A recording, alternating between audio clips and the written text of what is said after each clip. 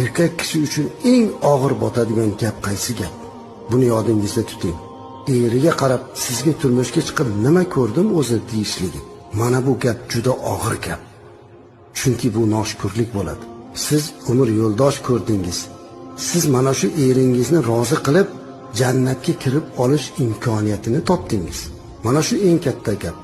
Hatto ba'zi birlari o'zlarini husni chiroyliklari bilan, o'zlarini husni jamollari bilan ba'zan erlarini pastga oladilar.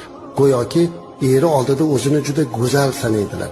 Bilishlari kerakki, agar qaysi bir ayol kishi mu'min bo'lgan, musulmon bo'lgan, yaxshi ibodatda, taqvoda turgan, bolam chaqam deb turgan solih bir erkakga ozor bersa, jannatdagi hurlar aytar ekan: "Ey ayol, bu erga qo'pollik qilma, u seni qo'lingda vaqtincha turibdi, ertaga biz oldimizga keladi", deyarkanlar. Qarang, eriga ozor bermaslik kerak.